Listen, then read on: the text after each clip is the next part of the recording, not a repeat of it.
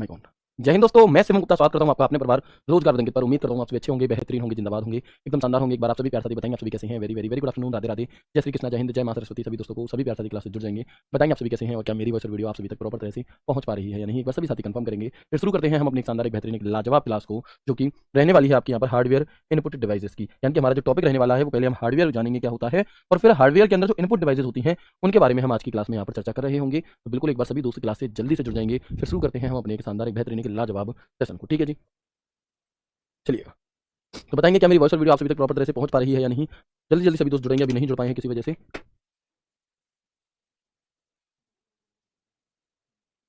बिल्कुल, अमित पाल है, नंदिनी है, अभी है, आयुषी, ममता, काजल, सुवानी, मयंक, सिमरन, शिवानी, संजना, अर्चना, तनु, अदिति, नंदिनी, वीरेंद्र, निशी, शिवानी तिवारी, इंद्रजीत, निशा, बीना, शेषनाथ, प्रांजल। बहुत बढ़िया, गुड आफ्टरनून, राधे राधे, जय श्री कृष्णा। सभी दोस्तों को शुरू करते हैं हम अपनी क्लास को बिना किसी देरी के।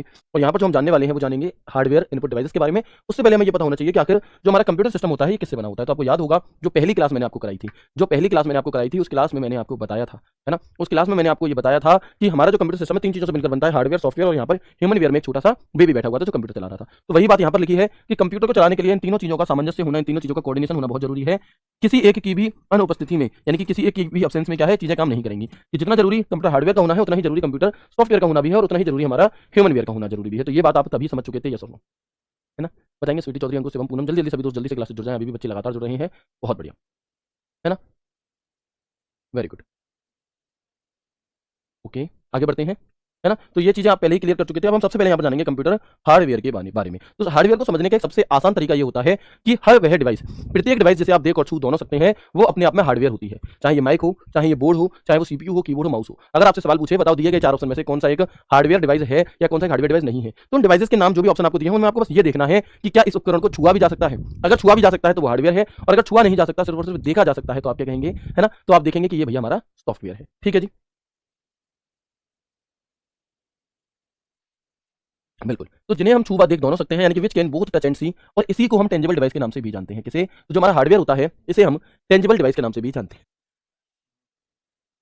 इसे हम टेंजिबल डिवाइस भी कह रहे होते हैं। हार्डवेयर क्या होते हैं, तो हार्डवेयर वे डिवाइस होती हैं जो सॉफ्टवेयर को कमांड देती हैं या सॉफ्टवेयर की कमांड पर काम करती हैं। अब इस बात का क्या मतलब है, इस लाइन को समझिएगा कि device that gives command to the software और work on the commands of the software. भाई एक बात बताओ, जब शादी होती है तो एक अच्छा रिश्ता कब चल पाता है, जब थोड़ी बात है तुम उसकी मानो, थोड़ी बात है वो आपकी माने, तो एक परफेक्ट लाइफ आप जी सकते हो। लेकिन तुम सोचोगे कि मैं ही वो माने, मैं नहीं मानूंगा बिल्कुल भी, तो कल से होंगी। ठीक है जी, तो बिल्कुल वही चीज यहाँ पर है कि वे डिवाइस जो सॉफ्टवेयर को कमांड देती है, यानी कि सॉफ्टवेयर को काम करने के लिए कहती है, और सॉफ्टवेयर करता है, और जो सॉफ्टवेयर काम करने के लिए कहता है वो हार्डवेयर करता है। तो दोनों के कोऑर्डिनेशन से चीजें चलती हैं। अब ये बात समझ में नहीं आई कि ऐसा होता कैसे है, तो आप सोचकर देखिए, यहाँ पर लिखा है कि वे डिवाइस जो सॉफ्टवेयर को कमांड देती है। मान लो हमें क्या करना है, हमें अपने एमएस वर्ड में, एमएस एक्सेल में किसी भी प्रकार का कोई काम करना है, तो वो काम हम कैसे करेंगे, उस काम को करने के लिए मान लो मुझे गाना बजाना है यूट्यूब पे, ठीक है, तो उस गाने को बजाने के लिए हमें क्या करना होगा, अपने माउस से या अपने कीबोर्ड से प्ले करना होगा सॉन्ग। तो किससे, हार्डवेयर से ही तो दे रहे हैं, है ना, हम बिल्कुल हार्डवेयर से दे रहे हैं उसको कमांड। ठीक है जी, तो हार्डवेयर से कमांड देने पर सॉफ्टवेयर काम करेगा, गाना बजेगा। ठीक है, या सॉफ्टवेयर की कमांड पर कार्य करता है, यानी कि या फिर सॉफ्टवेयर जो कमांड दे रहा है उस कमांड पर काम करता है हार्डवेयर। कैसे, मान लो आपके कंप्यूटर में एमएस वर्ड है और आपने एमएस वर्ड में क्या किया, आपने एमएस वर्ड में कोई प्रिंट की कमांड दी,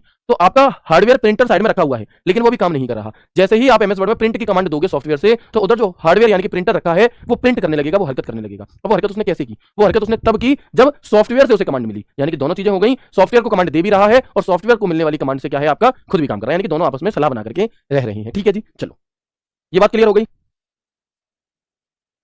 अब बात आती है यहाँ पर हार्डवेयर जो होते हैं हमारे, इन हार्डवेयर भी कई अलग अलग तरीके के होते हैं, क्योंकि इनपुट डिवाइस भी हार्डवेयर है, आउटपुट डिवाइस भी हार्डवेयर है, मेमोरी से रिलेटेड हर उपकरण जिसे आप छू और देख पा रहे हो वो हार्डवेयर है। तो आप देखेंगे कि यहाँ पर हमने अलग अलग भागों में बांटा है। जैसे एक है इनपुट डिवाइसेस, यानी कि वे उपकरण जिनका प्रयोग कंप्यूटर को इनपुट देने के लिए, इंस्ट्रक्शंस देने के लिए किया जाता है। ठीक है जी, प्रोसेसिंग जैसे कि सीपीयू हो गया आपका, ठीक है। स्टोरेज डिवाइस जैसे सीडी, डीवीडी, आपका पेन ड्राइव हो गई, हार्ड डिस्क हो गई, सैंड डिस्क हो गई, ये सभी चीजें हमारी, क्योंकि उन्हें भी तो आप छू पा रहे हो, देख पा रहे हो, रैम रोम सबको छू पा रहे हो, सबको देख पा रहे हो, तो स्टोरेज डिवाइस।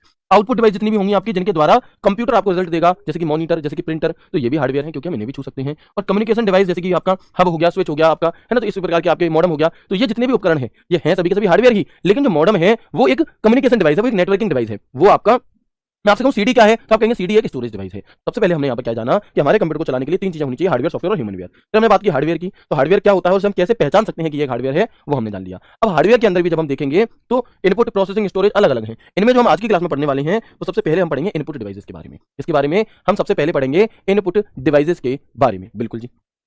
तो अगर मैं हार्डवेयर की आपसे बात करूं तो जितने भी उपकरण आपको दिखाई दे रहे हैं इन सभी को आप देख भी सकते हो और छू भी सकते हो, है ना, इन सभी को आप देख भी सकते हो और छू भी सकते हो। तो ये क्या हो जाएगा आपका, ये सभी के सभी हार्डवेयर हैं, ये सभी के सभी क्या हैं आपके, ये सभी के सभी हमारे कंप्यूटर हार्डवेयर के उदाहरण होते हैं।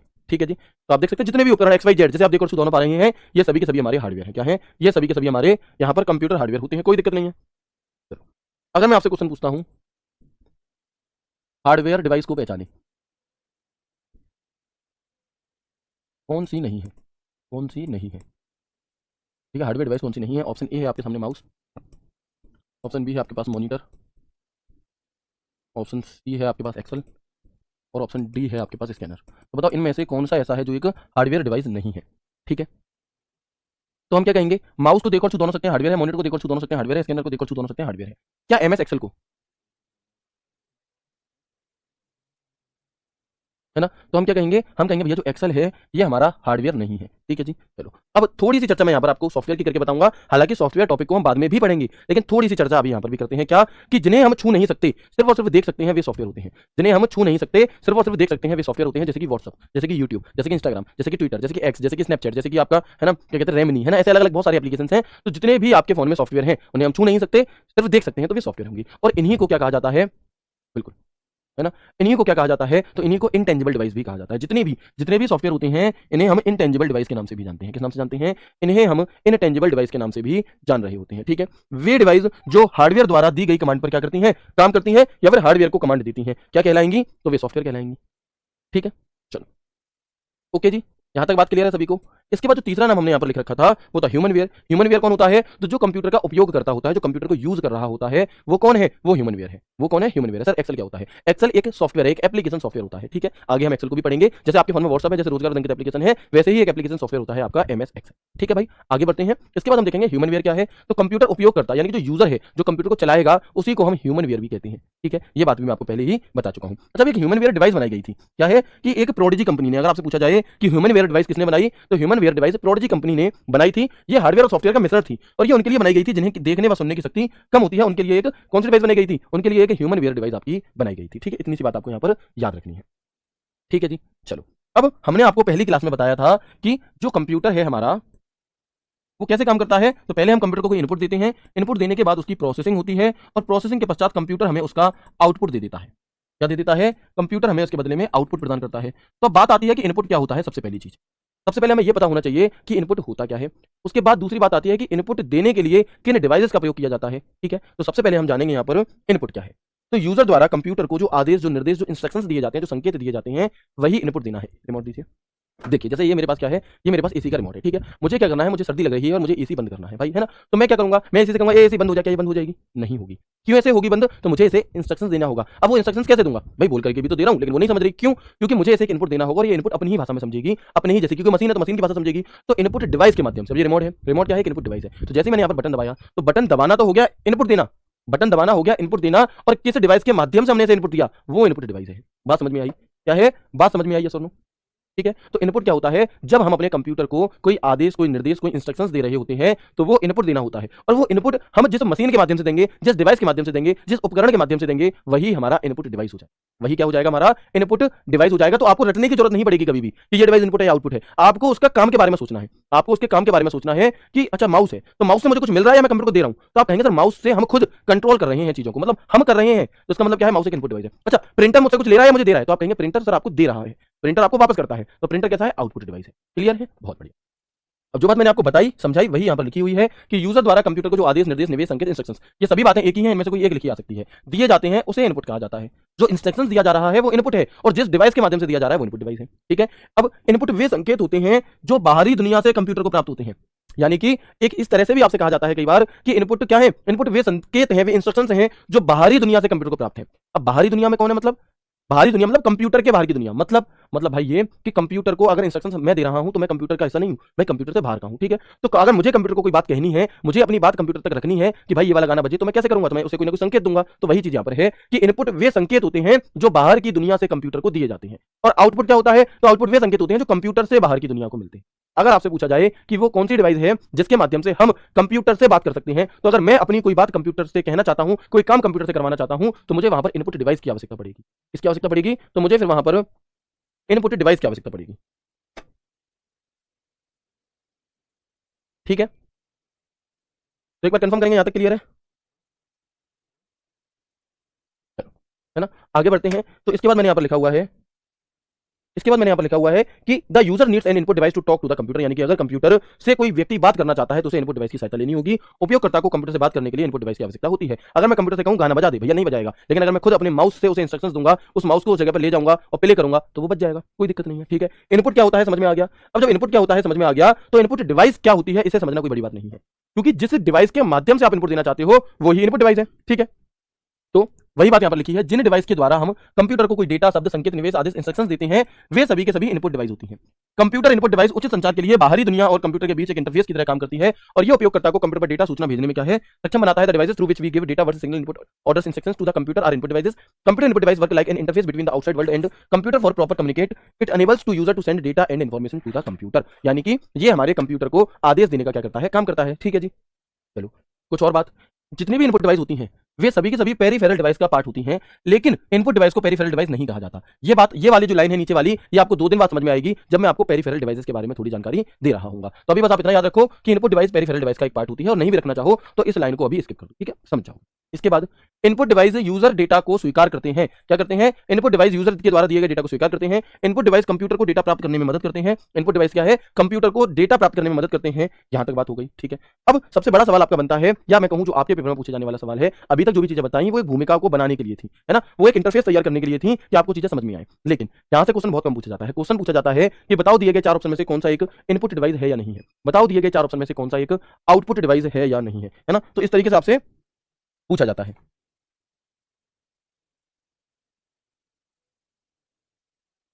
बताएंगे एक बार?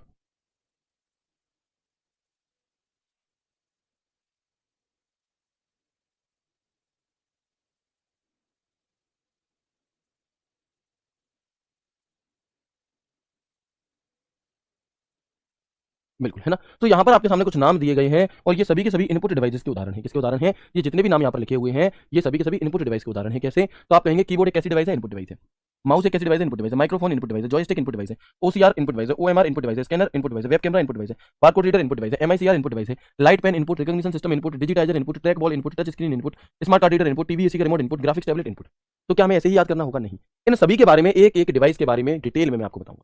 अभी बस एक जनरली आपको लिस्ट दे दी है, जैसे कि जब आप जल्दी से रिवाइज करें तो आप ये देख पाएं कि कौन कौन सी डिवाइसेज इनपुट होती हैं और कौन कौन सी डिवाइसेज आपकी आउटपुट होती है। ठीक है, चलो क्लियर है। तो ये सभी की सभी आपकी इनपुट डिवाइस होती हैं, लेकिन अब ये क्यों है इनपुट डिवाइस, ये कैसे काम करती हैं, ऐसे कर करके हम एक एक करके सभी डिवाइसेज को जानेंगे, है ना। तो इन सभी के बारे में हम एक एक करके जानेंगे। सबसे पहला नाम आता है हमारा कीबोर्ड का। कीबोर्ड क्या है बताओ? Keyboard is the input device. Keyboard कैसी डिवाइस है? तो हम कहेंगे कीबोर्ड एक इनपुट डिवाइस होता है। अच्छा, क्यों होता है इसका कारण आप लोगों को पता है या सुनो, है ना। अगर मैं आपको नहीं बताता कि कीबोर्ड एक इनपुट डिवाइस है तो क्या आप खुद से नहीं पहचान पाते कि कीबोर्ड एक इनपुट डिवाइस है या आउटपुट डिवाइस है ना। तो आप कहेंगे भैया जी एक बात बताओ, कीबोर्ड का काम क्या है? भाई कीबोर्ड का काम है कंप्यूटर को इंस्ट्रक्शंस देना। अगर मैं कीबोर्ड में अपना नाम लिखना चाहता हूं तो मैं कीबोर्ड में बटन दबाऊंगा, और क्योंकि मैं कीबोर्ड में बटन दबाऊं, क्यों दबा रहा हूं? जिससे कि वो चीज कंप्यूटर में पहुंच जाए। तो वो क्या हो जाएगा? हमारा कीबोर्ड एक इनपुट डिवाइस है। कोई दिक्कत बिल्कुल भी नहीं होगी। ठीक है, कीबोर्ड कैसा होता है? ऐसा होता है आपके सामने। ठीक है जी। इसके बाद हम बात करते हैं कि जो कीबोर्ड होते हैं आपके, वो 2 प्रकार के होते हैं मार्केट में। कितने प्रकार के? मार्केट में जो कीबोर्ड हैं वो 2 प्रकार के अवेलेबल होते हैं। कौन कौन से? तो आप कहेंगे एक तो होता है हमारा स्टैंडर्ड कीबोर्ड, एक तो होता है हमारा स्टैंडर्ड कीबोर्ड, और एक होता है हमारा मल्टीमीडिया कीबोर्ड। एक होता है हमारा मल्टीमीडिया कीबोर्ड। ठीक है, अब जो हमारा स्टैंडर्ड कीबोर्ड है इसमें क्या पहचान है इसकी? तो एक मानक कीबोर्ड में जो बटनों की संख्या है वो 104 होती है। कितनी होती है? वो 104 होती है। जबकि जो मल्टीमीडिया कीबोर्ड हमारे होते हैं, ये इसमें जो नंबर ऑफ बटन है वो कितने होते हैं? No fix. इसमें बटनों की संख्या फिक्स नहीं होती। अलग अलग कंपनियां अपने कीबोर्ड को छोटा बनाने के लिए बटनों को घटा भी देती हैं, या अलग अलग कंपनियां अपने कीबोर्ड को ज्यादा सुविधाजनक बनाने के लिए बटनों की संख्या बढ़ा भी देती हैं।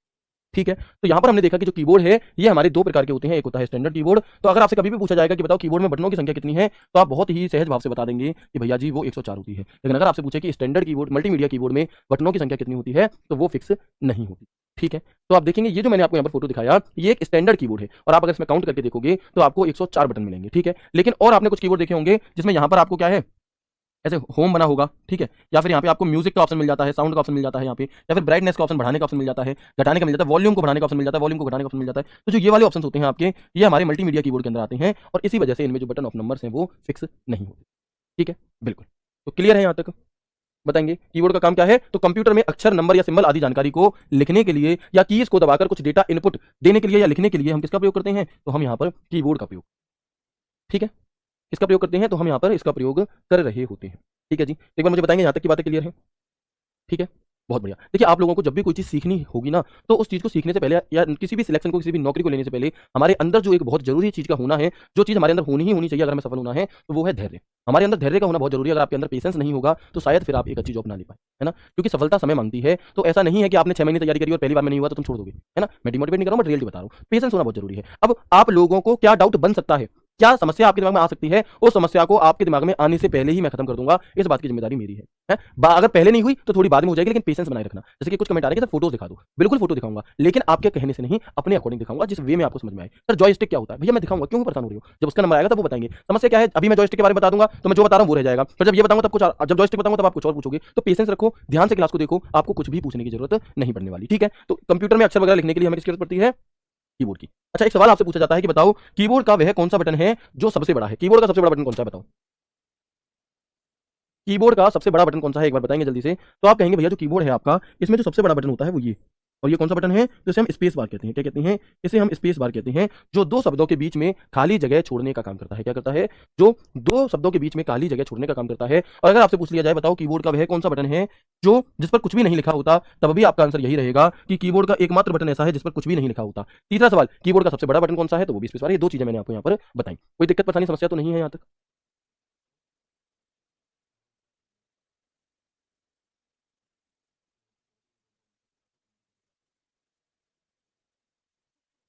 ठीक है जी, ओके। अब इस पूरे कीबोर्ड का हम एक बार क्या कर लेते हैं, पोस्टमार्टम कर लेते हैं, अच्छे से समझ लेते हैं। क्या चीज़? देखो, इस पूरे कीबोर्ड में आपको जो एबीसीडी मिलेंगी, वो कितनी अल्फ़ाबेटिकल कीज़ होती हैं बताओ? तो आप कहेंगे किसी कीबोर्ड में जो अल्फ़ाबेटिकल कीज़ होती हैं, जब अल्फ़ाबेट ही 26 होते हैं, तो फिर अल्फ़ाबेटिकल कीज़ भी 26 होंगी हमारी। तो यहाँ पे पहला सवाल बनता है कि कीबोर्ड का आविष्कार सबसे पहले किसने किया? तो हम कहेंगे क्रिस्टोफर लेथम सॉलेज ने किया। किसने किया? क्रिस्टोफर लेथम सॉलेज ने किया। कीबोर्ड में अल्फ़ाबेटिक कीज़ कितनी होती हैं आपकी? तो ए से लेकर जेड तक यानी कि 26 होती हैं। कितनी होती हैं? 26। इसके बाद आप देखेंगे कि इस कीबोर्ड में यहाँ पर सबसे ऊपर की तरफ आपको कुछ बटन देखने के लिए मिलते हैं F1 से लेकर के F12 तक। कितने? यहाँ पर सबसे ऊपर की तरफ आपको 12 बटन देखने के लिए मिलते हैं F1 से लेकर के F12 तक, F1, F2, F3, F4, F5 ऐसे करके। तो यहाँ पर जो F है, इस F का अर्थ होता है फंक्शन। क्या होता है? फंक्शन। तो अगर आपसे पूछे कि बताओ कीबोर्ड में कुल फंक्शन की संख्या कितनी होती है, तो आप क्या कहेंगे कि कीबोर्ड में जो कुल फंक्शन की हैं, उनकी संख्या 12 होती है। और कौन-कौन सी फंक्शन की होती है? तो हम कहेंगे F1, F2, F3, F4, F5, F6, F7, F8, F9, F10, F11, F12। ठीक है? चलो। इसके बाद आप देखिएगा कि ये फंक्शन कीज़ हो गई। इसके बाद आपको यहाँ पर राइट साइड में यहाँ पर कुछ बटन देखने के लिए मिलते हैं, है ना? यहाँ पर क्या है, हमें कुछ बटन देखने के लिए मिलते हैं और इन्हें हम क्या कहते हैं? इन्हें हम न्यूमेरिक कीज़ कहते हैं। कौन सी की कहते हैं इन्हें हम? तो इन्हें हम यहाँ पर न्यूमेरिक कीज़ कह रहे होते हैं। देखेंगे कैसे? ये वाला जो पार्ट है आपका, इसे हम न्यूमेरिक कीज़ कहते हैं। और अगर आपसे पूछे कि बताओ कीबोर्ड में कुल कितने न्यूमेरिक कीज़ होती हैं, तो आप कहेंगे कीबोर्ड में कुल 17 न्यूमेरिक कीज़ होती हैं। कैसे? तो आप जोड़ लो 1, 2, 3, 4, 5, 6, 7, 8, 9, 10, 11, 12, 13, 14, 15, 16, 17। यानी कि ये जो पार्ट है इतना आपका, ये क्या है? ये हमारा न्यूमेरिक कीपैड का होता है। तो किसी कीबोर्ड में जो न्यूमेरिक कीपैड हैं, वो कितने होते हैं? वो 17 बटन होते हैं वहाँ पर। कितने? 17 बटन होते हैं। ठीक है जी। इसके बाद आप देखेंगे कि इसी कीबोर्ड में यहाँ पर बीचों-बीच में कुछ बटन दिए होते हैं, जिसमें 4 एरो आपको मिलते हैं, अप, डाउन, लेफ्ट, राइट, या फिर होम, आपका and, page up, page down. यानी कि आपके एमएस वर्ड में, एक्सेल में, आपके कंप्यूटर में आपके कर्सर को इधर-उधर ऊपर-नीचे ले जाने के लिए, है ना? इधर-उधर ऊपर-नीचे ले जाने के लिए जिन बटनों की जरूरत हमें पड़ती है, इन्हें हम नेविगेशन की कहते हैं। इन्हें हम क्या कहते हैं? तो इन्हें हम नेविगेशन कीज कहते हैं, है ना? इन्हें हम क्या कहेंगे? इन्हें हम नेविगेशन कीज कहते हैं। तो नेविगेशन की कौन सी होती हैं? इनका प्रयोग डॉक्यूमेंट आदि में इधर-उधर जाने के लिए किया जाता है। जैसे कि एरो बटन हो गए, home, and, page up, page down, delete, insert, ये सभी के सभी हमारे नेविगेशन की हैं। आपसे सवाल पूछा जाएगा, आपको 4 ऑप्शन दिए जाएंगे और कहा जाएगा नेविगेशन की पहचान करें। नेविगेशन की कौन सी है? नेविगेशन की कौन सी है? ठीक है? ऑप्शन ए है आपके सामने, ऑप्शन बी है आपके सामने, सी है और डी है।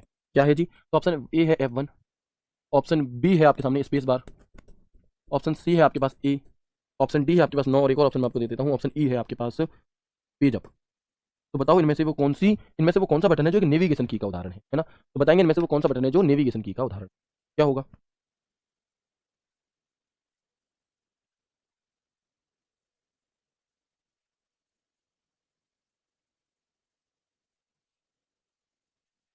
बहुत बढ़िया, है ना? तो लगभग लगभग सभी का आंसर बिल्कुल सही है कि जो पेज अप बटन है ये एक नेविगेशन की है, ये हमारा न्यूमेरिक कीपैड का पार्ट है, ये अल्फाबेटिकल है, ये हमारा क्या है? ये फंक्शन की है, ये हमारी फंक्शन की है। कोई दिक्कत नहीं है, ठीक है। लेकिन जब हम इसके और आगे बढ़ते हैं, तो हमें अपने कीबोर्ड में कुछ और बटन भी देखने के लिए मिलते हैं। जैसे कि आप यहाँ पर देखेंगे कंट्रोल बटन होता है, एक शिफ्ट बटन होता है, एक ऑल्ट बटन होता है, एक विंडो बटन होता है, एक और ऑल्ट बटन होता है, एक और कंट्रोल बटन होता है, एक और शिफ्ट बटन होता है। तो इन बटनों को क्या कहा जाता है? तो ये जो ऑल्ट कंट्रोल शिफ्ट बटन है, इन्हें हम मॉडिफायर कीज के नाम से जानते हैं। किस नाम से जानते हैं? तो इन्हें हम मॉडिफायर कीज यानी कि हिंदी में संशोधक कुंजियां के नाम से हम इन्हें जानते हैं। इनका प्रयोग किसी अन्य बटन के साथ मिलकर किया जाता है। यानी कि अगर आप अपने कंप्यूटर में सिर्फ कंट्रोल बटन दबा दो तो उसका कोई फर्क नहीं पड़ेगा, कोई प्रभाव नहीं पड़ेगा। लेकिन आप कंट्रोल पी दबा दोगे तो प्रिंट होने लगेगा, है ना। यानी कि ये कोई दो बटनों के साथ मिलकर के काम करती हैं। आप सिर्फ शिफ्ट बटन दबा दो कुछ नहीं होगा, लेकिन जैसे ही आपने शिफ्ट के साथ एस दबाया तो कैपिटल एस टाइप हो जाएगा। तो ये कैसी होती है? ये इनका प्रयोग किसी अन्य बटन के साथ मिलकर किया जाता है और इसी वजह से इन्हें कॉम्बिनेशन की भी कहा जाता है, क्योंकि ये किसी दूसरे बटन के कॉम्बिनेशन से चल रही होती हैं। तो अगर आपसे क्वेश्चन पूछा जाए कि बताओ कॉम्बिनेशन की कौन सी होती है, तो कंट्रोल शिफ्ट ऑल्ट और विंडो की जो है ये इन्हीं को हम यहाँ पर कॉम्बिनेशन की भी कहते हैं और इन्हीं को हम यहाँ पर मॉडिफायर कीज भी कह रहे होते हैं। ठीक है। पंक्चुएशन कीबोर्ड कितने होते हैं आपके? वो हमारे 14 यहाँ पर होते हैं। कीबोर्ड का सबसे लंबा बटन कौन सा होता है? तो मैं आपको बता चुका हूँ, दिखा भी चुका हूँ। जो स्पेस बार है ये हमारे कंप्यूटर कीबोर्ड का सबसे लंबा बटन है। ओके, ठीक है जी। तो आप यहाँ पर देख सकते हैं कि ये कीबोर्ड से रिलेटेड जो भी जानकारी थी वो मैंने आपको मैक्सिमम देने की कोशिश की। लेकिन एक सवाल आपके मन में बनना चाहिए, कुछ के बन चुका होगा कुछ के नहीं, कि सर कीबोर्ड में ऑल्ट बटन यहाँ भी दिया होता है और ऑल्ट बटन यहाँ भी दिया होता है, कीबोर्ड में कंट्रोल बटन यहाँ भी दिया होता है और कंट्रोल बटन यहाँ भी दिया होता है, कीबोर्ड में शिफ्ट बटन यहाँ भी दिया होता है और शिफ्ट बटन यहाँ भी दिया होता है। इसका कारण क्या है ना? दो जगह ये बटन क्यों दिए गए हैं, है ना। हाँ, विंडो के लिए में काम करता है, लेकिन जो मैक्सिमम है आपके कंट्रोल शिफ्ट वगैरह ये नहीं करती। ऐसे ऑल्ट भी कई जगह के लिए काम करता है, कई जगह नहीं करता, लेकिन आपको पता नहीं होना, इस तरह से याद रखना है। ठीक है। अब आप देखोगे कंट्रोल शिफ्ट ऑल्ट यहाँ भी है, यहाँ भी। इसका कारण क्या है? तो इसका कारण ये है कि जब हम टाइपिंग कर रहे होते हैं तो हमारे हाथों की जो लोकेशन होती है वो कुछ ऐसे होती है, ASDFG और सर्कुलम LKGH। अब मान लो स्पेस मेरे अंगूठे यहाँ रहते हैं, ठीक है। अब मान लो मुझे क्या करना है कि कैपिटल के बनाना है, तो मैं इस वाले हाथ को उठाकर शिफ्ट के साथ के बटन दबा दूं और ये टाइप हो जाए, है ना। अगर एक ही जगह शिफ्ट होता तो फिर मुझे क्या है, शिफ्ट यहाँ से दबाना पड़ता कि यहाँ से दोनों हाथों का गड़बड़ होता सिस्टम। तो इसलिए ये दोनों हाथों के पास बटन पहुंचे और हमें सुविधा हो, इस वजह से हमें दो जगह पर ये बटन दिए जाते हैं। ठीक है। कोई दिक्कत परेशानी समस्या तो नहीं है यहाँ तक की बातों में? एक बार मुझे कंफर्म करेंगे सभी दोस्त, फिर हम कुछ और बातें इसके बारे में जानेंगे, है ना। बहुत बढ़िया, आगे बढ़ते हैं। इसके बाद यहाँ पर लिखा हुआ है बैक स्पेस बटन का काम क्या होता है कीबोर्ड, है ना। यहाँ पर लिखा हुआ है कि बैक स्पेस बटन का काम क्या होता है। तो कर्सर के बाईं ओर के एक अक्षर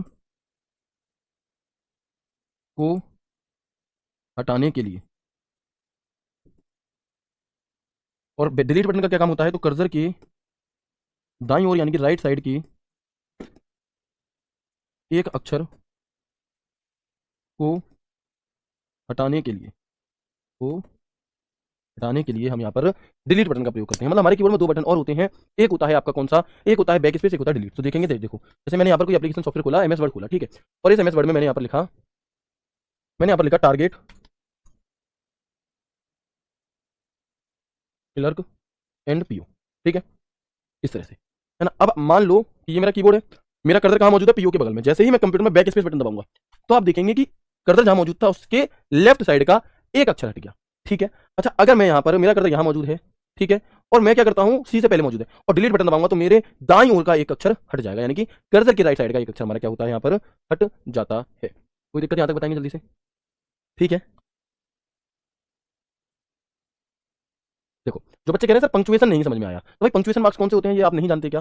तभी जानते हो कि भाई जो कॉमा है, जो सेमी कॉलन है, जो कॉलन है, जो इस गलटू का बटन है आपका, हाइफन है, स्लैश है, ब्रैकेट है, ये सभी के सभी क्या होते हैं? ये सभी के सभी कॉलन ही तो जी, सॉरी, ये सभी के सभी हमारे पंक्चुएशन होते हैं। तो यही तो यहाँ पर लिखा है कि पंक्चुएशन कितने होते हैं, यहाँ पर 14 होते हैं आपके में। कितने होते हैं? 14 होते हैं। ठीक है जी। तो ये जो बातें मैंने आपको बताई, back space button, delete button, ये दोनों समझ में आ गया आपको अच्छे से? Very good. इसके बाद हम आगे बढ़ते हैं और यहाँ पर हम देखते हैं एस्केप बटन क्या है। तो cancel a command close a selected drop down list, यानी कि अगर आपने कोई कमांड, मान लो मैंने यहाँ पर ये लिस्ट खोली हुई है, ये वाली दिखाई दे रही है सीन 2, आप देखेंगे कि मान लो मैंने यहाँ पर क्या किया हुआ है, ऐसे एक बॉक्स खुल के आया आपके सामने, इसे मैं बंद करना चाहता हूं, तो मैं यहाँ से अपने कीबोर्ड में जैसे एस्केप बटन दबाऊंगा तो ये बंद हो जाएगा। तो अगर कोई प्रोसेसिंग चल रही है, उस प्रोसेसिंग को बीच में रोक देने के लिए हम एस्केप बटन का प्रयोग करते हैं, या फिर कोई हमने चीज खोली हुई है उसे बंद करने के लिए हम एस्केप बटन का प्रयोग करते हैं। तो cancel a command close a selected drop down list. तो अभी तक हम किस चीज की बात कर रहे हैं? अभी तक हम अपने कीबोर्ड की बात कर रहे हैं कि कीबोर्ड के अंदर जो जो बटन दिए हैं, एक एक बटन के बारे में बहुत अच्छे से जान रहे हैं। ठीक है सर, फंक्शन बटन तो F1 से F12 होता है, तो 14 कैसे हो गया? भाई मेरे सही बताना कि आज आपने क्या खाया था खाने में? यहाँ पर क्या लिखा है? यहाँ लिखा है पंक्चुएशंस कीबोर्ड, यहाँ फंक्शन नहीं लिखा, फंक्शन तो 12 ही लिखाए हैं, है ना। शायद कुछ ज्यादा खाना खा लिया हो तो नींद आ रही हो आपको, तो आप कहीं का कहीं समझ रहे हैं। भाई फंक्शन की 12 बताई हैं, पंक्चुएशन जो बटन है सिंबल वाले वो मैंने बताए हैं 14। ठीक है, चलो। इसके बाद एंटर बटन होता है एक हमारे कीबोर्ड में, तो अगली पंक्ति में जाने के लिए इसका प्रयोग किया जाता है, या एक नया पैराग्राफ बनाने के लिए, एक नया पैराग्राफ बनाने के लिए इसका प्रयोग किया जाता है। तो आप कहेंगे नया पैराग्राफ बनाने के लिए हम एंटर बटन का प्रयोग करते हैं। कैसे? मान लो मैंने यहाँ पर लिखा था टारगेट क्लर्क एंड PO, अब मैं चाहता हूं उसके ठीक नीचे एक अगली लाइन में लिख जाए, है ना, लक्ष्य को हर हाल में पाना है ना। तो आप क्या कहेंगे, जैसे मैं एंटर बटन दबाऊंगा तो नीचे कर्सर आ गया और फिर मैं जो भी यहाँ पर लिखूंगा वो आपका वो आपका इसके नीचे लिखा जाएगा। ठीक है, तो एंटर बटन आपको समझ में आ गया। इसके बाद हमारे कीबोर्ड में कुछ लॉक दिए होते हैं हमें। कैसे लॉक? तो आप देखेंगे कि हमारे कीबोर्ड में यहाँ पर हमें 3 बटन दिए होते हैं और यहाँ पर 3 लाइटें दी होती हैं। इस बटन को छोड़ो, यहाँ पर 3 लाइटें हमें दी होती हैं। ठीक है, तो आप देखेंगे कि एक बटन तो होता है आपका नंबर लॉक, एक बटन होता है आपका कैप्स लॉक और एक बटन होता है आपका scroll lock.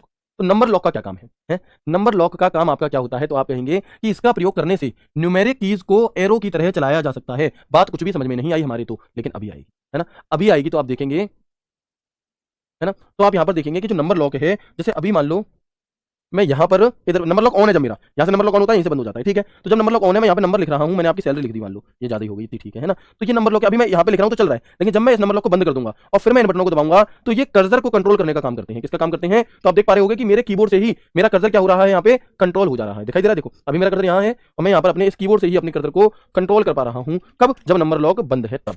Number lock on होगा तो वो नंबर्स को लिखेगा, जब नंबर लॉक बंद होगा तो वो नंबर्स को लिखेगा, ऑन होगा तो नंबर्स लिखेगा, जब बंद होगा तो वो कर्सर की तरह काम करेगा। कैसे? तो वो कर्सर की तरह काम करेगा। ठीक है, इसके बाद एक बटन होता है हमारा कैप्स लॉक। देखो जनरली क्या होता है कि जब आप अपने कंप्यूटर में कुछ टाइप करना चाहते हैं और कैप्स लॉक है जी आपका ऑफ, समझने की ज्यादा जरूरत है। तो आप देखेंगे कि अगर कैप्स लॉक हमारा क्या है, ऑफ है, ठीक है, तो आप देखोगे जो भी आप टाइप करोगे वो सब स्मॉल लेटर में लिखा जाएगा। कैसे लिखा जाएगा? स्मॉल लेटर में। लेकिन अगर आप कैप्स लॉक को ऑन कर दोगे तो आप देखोगे सभी के सभी लेटर कैपिटल लेटर में लिखे जाएंगे, है ना? तो आप देखेंगे यहाँ पर कि फिर सभी के सभी लेटर हमारे कैसे लिखे जा रहे हैं? कैप्स लॉक में लिखे जा रहे हैं। ठीक है, मतलब कैपिटल लेटर में लिखे जा रहे हैं। अच्छा, कैप्स लॉक का मतलब समझ में आ गया। अगर कैप्स लॉक ऑफ है ना, अगर कैप्स लॉक ऑफ है हमारा तो सभी लेटर स्मॉल में लिखे जाएंगे और अगर कैप्स लॉक ऑन है तो सभी लेटर कैपिटल में लिखे जाएंगे। लेकिन मुझे क्या करना है? मुझे टाइपिंग करनी है और इक्का दुक्का अक्षर कैपिटल आता है, बाकी स्मॉल आते हैं। तो अब जब इक्का दुक्का आपका कैपिटल आएगा तो उसके लिए कैप्स लॉक को ऑन करना अच्छी बात नहीं है। तो अगर मुझे सिर्फ एक ही अक्षर कैपिटल लिखना है तो कैप्स लॉक को बंद रहने देंगे और शिफ्ट के साथ वो बटन दबा देंगे। जैसे शिफ्ट के साथ मैंने क्या दबाया यहाँ पे, आप देखो, जैसे अभी मैंने एस दबाया तो स्मॉल लिखा गया, लेकिन मैंने शिफ्ट के साथ एस दबाया तो कैपिटल हो गया। क्या हो गया आपका? कैपिटल हो गया। ठीक है, फिर शिफ्ट के साथ जे दबाया तो कैपिटल हो गया और आई दबाया तो स्मॉल। लेकिन कब? जब कैप्स लॉक ऑफ है।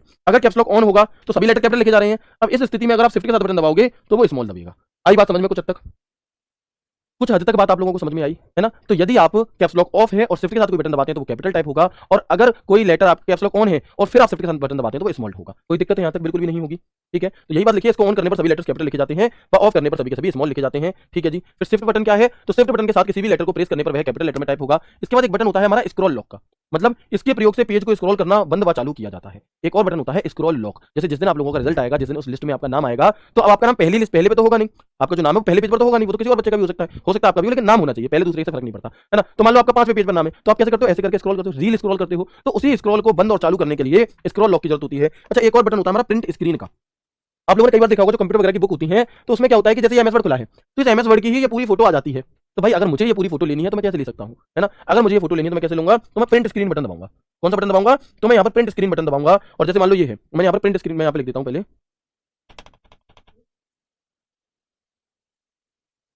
क्लर्क एंड पीओ, मान लो। ठीक है, अब मुझे क्या करना है? इसका स्क्रीनशॉट लेना है। ठीक है, तो मैं कुछ नहीं करूंगा, सिर्फ प्रिंट स्क्रीन बटन दबा दूंगा और जहां पर भी वो स्क्रीनशॉट मुझे चाहिए वहां पर मैं क्या कर दूंगा?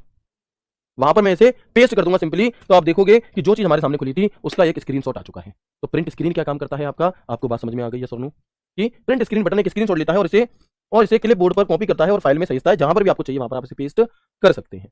ठीक है जी, बताएंगे एक बार यहाँ तक कोई दिक्कत परेशानी समस्या? बिल्कुल भी नहीं होगी। तो मैं उम्मीद करता हूँ आज की क्लास में मैंने आपको सिर्फ एक डिवाइस पढ़ाई, है ना? जो लोग कह रहे थे ना कि सर और पढ़ाओ, इनके बारे में पढ़ाओ, तो भाई बिल्कुल पढ़ाऊंगा। आप कह नहीं पाओगे कि मैंने कम पढ़ाया, है ना? और इतना ज्यादा भी नहीं पढ़ेंगे, उतना पढ़ेंगे जितना आपके लिए जरूरी है और आपको दोबारा ना पढ़ना पड़े। इस तरह से आप देखेंगे आज हम यहाँ पर कीबोर्ड इनपुट डिवाइस की बात कर रहे थे, अभी ये आपका कंप्लीट नहीं हुआ है, थोड़ा और बच रहा है। इसके बाद की जो डिवाइस है वो थोड़ी कम, मतलब पूछी सभी जाती है, लेकिन जो ज्यादा डिटेल में पूछा जाता है वो कीबोर्ड माउस के बारे में पूछा जाता है, बाकी के बारे में थोड़ी थोड़ी जानकारी। तो इन सभी चीजों को हम यहाँ पर कल की क्लास में कर रहे होंगे। उम्मीद करता हूँ मैं आपको क्लास बहुत अच्छी लगी होगी। बाकी जो भी दोस्त लाइव क्लास में कमेंट करते हैं कि सर आप हमारा कमेंट नहीं पढ़ रहे हैं, तो भाई I am sorry, but live class में कमेंट नहीं पढ़ सकते, क्योंकि मैं आपका कमेंट पढ़ूंगा तो आपको तो खुशी होगी, लेकिन और वो बच्चा जिसके काम का वो कमेंट नहीं था उसे बिल्कुल भी खुशी नहीं होगी। आप खुद को रख करके देखो, अगर मैं किसी और का कमेंट पढ़ूं तो आपको इरिटेशन होगी कि क्यों ही पढ़ रहा हूं, है ना? तो आपको जो भी बात मुझसे कहनी है, मेरी क्लास अच्छी लगी, आप मुझसे प्यार करते हैं, मैं भी आपसे प्यार करता हूं, ठीक है? तो जो भी बात आप कहना चाहते हैं, ऐसे कमेंट आ रहा था इसलिए कह रहा हूं मैं, तो वो चीजें आप टेलीग्राम डाउट ग्रुप में कहो, है ना? फिर वहां पर फुर्सत में बातचीत करेंगे, आपस में रिप्लाई करेंगे बढ़िया तरह से, ठीक है? लाइव क्लास में हम सिर्फ पढ़ाई से संबंधित चर्चा करेंगे। उम्मीद करता हूं क्लास बहुत अच्छी लगी होगी। मिलते हैं आपसे कल की क्लास में एक नए एक शानदार सेशन के साथ। तब तक के लिए राधे राधे, जय श्री कृष्ण, जय हिंद।